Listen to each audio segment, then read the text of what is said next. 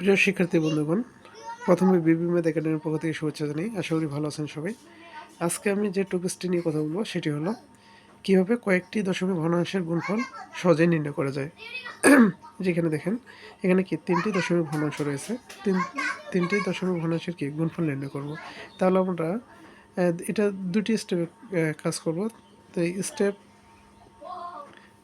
তাহলে ফার্স্ট স্টেপে আমরা যেটা করব সেটা হচ্ছে কি, এই যে দশমিক ভগ্নাংশগুলো যে রয়েছে, দশমিক ভগ্নাংশের জিরো ব্যতীত যে অন্য ডিজিটগুলো রয়েছে, অন্য ডিজিট অর্থাৎ অন্য অঙ্কগুলো রয়েছে, প্রথমটাতে কি রয়েছে 4, দ্বিতীয় টাতে কি রয়েছে 2, তৃতীয়টাতে রয়েছে 1। এগুলোকে কি করব, এগুলোর সাধারণ গুণফল নির্ণয় করব। সাধারণ গুণফল কত হচ্ছে 4 দুনি 8, 8 একে 8, তাই না? তাহলে আমরা এখানে লিখব 8। তারপরে যেটা করব, সেকেন্ড স্টেপে যেটা কাজ করব সেটা হচ্ছে এই যে দশমিকের পর কয়টি ডিজিট রয়েছে সেগুলো যোগ করব। প্রথমটিতে কয়টি ডিজিট, একটি, দ্বিতীয়টিতে একটি, তৃতীয়টিতেও কয়টি, একটি, তাই না? তাহলে এখানে টোটাল এই দশমিকের পর টোটাল কয়টি ডিজিট রয়েছে, 3টি।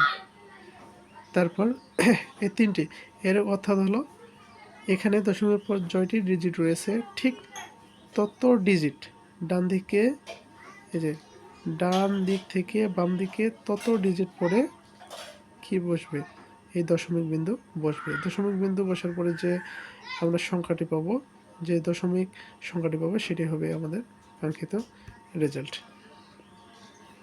আবার আরেকটা অঙ্ক দেখি, যেখানে আমরা আরেকটা অঙ্ক দেখতেছি, এটাতে কি, এটাতেও 3টি দশমিক ভগ্নাংশ রয়েছে, তাই না?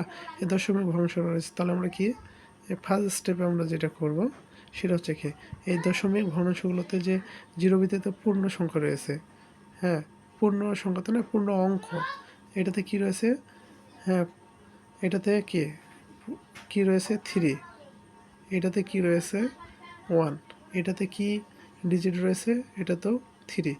এই যে অঙ্কগুলো রয়েছে, এই অঙ্কগুলোর কি সাধারণ গুণফল নির্ণয় করব। 3 একে 3, 3 3 9। তারপর সেকেন্ড স্টেপে আমরা কি করব, ডিজিটের এই যে দশমিকের পর কয়টি ডিজিট রয়েছে, প্রথমটাতে রয়েছে একটি, দ্বিতীয়টাতে দশমিকের পর কয়টি ডিজিট রয়েছে, ডিজিট বা অঙ্ক 2টি, আর তৃতীয়টিতে রয়েছে কয়টি, 3টি। এগুলোর কি করব, যোগ করব। যোগ করলে 3 দিয়ে 5, 5 একে 6, তাই না? গুণফল কত আসছে, এই যে অঙ্কগুলো গুণফল আসছে 9। আর সেকেন্ড স্টেপে টোটাল দশমিকের পর কয়টি ডিজিট রয়েছে, 6টি।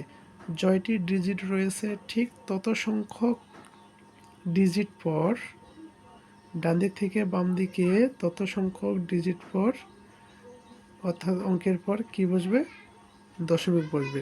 দশমিক বসার পর যে দশমিক ভগ্নাংশটি পাবো সেটি হবে কি আমাদের কাঙ্ক্ষিত রেজাল্ট। তার মানে এখানে 6 না, তাহলে 1 2 3 4 5 6, 6-এর এই 6 ডিজিটের পর ডান দিক থেকে বাম দিকে 6 ডিজিটের পর কি বসবে, দশমিক বসবে। এটি হচ্ছে আমাদের কাঙ্ক্ষিত অ্যান্সার। আমরা এখন সাধারণ নিয়মে দেখি, এটাই তো অঙ্ক, তাই না? সাধারণ নিয়মে যেভাবে আমরা করি, তাহলে কি করব, এই যে দশমিক বিন্দুগুলো উঠিয়ে দিলে কি হয়, এই দশমিক বিন্দু উঠিয়ে দিলে কি হয়, দশমিকের জন্য কি 1, আর পরে জয়টি ডিজিট থাকবে ঠিক তৈরি 0। তাহলে এখানে উঠে দিই 1, কয়টি রয়েছে 2টি, মানে 2টি 0। এখানে কি রয়েছে 1, আর কয়টি ডিজিট রয়েছে দশমিক পর 3টি, তার মানে কি 3টে 0। এখন আমরা কি করব, উপরে এই যে কোনো সংখ্যার সামনে 0 থাকলে তার কোনো ভ্যালু নেই, তাহলে কি 3 একে 3, 3 3 9, 9 হলো। এমনকি এটা গুণ করলে কি পাই আমরা, সাধারণ নিয়মে গুণ করলে 1 1 1 গুণ করলে 1ই হয়, আর পিছনে যদি 0 থাকে কি, তাহলে টোটাল শূন্যগুলো গুণফলে বসে। 1 2 3, কয়টি 0 রয়েছে, 1 2 3 4 5 6, তার মানে কয়টা বসবে, 6টি। 1 2 3 4 5 6। এখন আমরা এটা ভাগ করি 9, তাই না? এখানে আছে 7টা ডিজিট, এখানে শুধু একটা ডিজিট, তাহলে কি পয়েন্ট নেব, পয়েন্টের তাহলে তো পয়েন্ট অবশ্যই আসবে, পয়েন্ট নিলাম, পয়েন্টের জন্য কত আসলো 0। এখানে আছে 7টা, এখানে হলো করে 2টা, তার মানে কি আরও 5টা এখানে বেশি থাকলো। তাহলে আমরা এখানে কি করব, এখানে আমরা 5টা 0 নিব, 5টা 0, এখানেও 5টা 0 নেব, 5 5 নেওয়ার 5টা শূন্য নেওয়ার পরে এখানে কি 90, তাই না?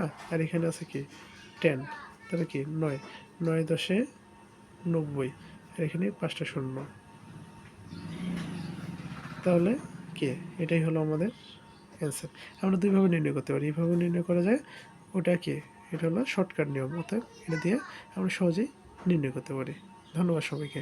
যদি আপনাদের কোনো সমস্যা থাকে অবশ্যই আপনারা কমেন্টে জানাবেন, এবং কোনো অঙ্ক নিয়ে সমস্যা থাকলেও আপনারা আমাকে কমেন্টে দেবেন, আমি সলিউশন করে দেবো। বা আমার ক্লাস নিয়ে কোনো পরামর্শ, অভিযোগ কোনো কিছু থাকলেও আপনারা দয়া করে কমেন্টে জানাবেন। আপনারা আমাকে সাহায্য করুন, আমি অবশ্যই আপনাদেরকে সাহায্য করার চেষ্টা করব। ধন্যবাদ সবাইকে।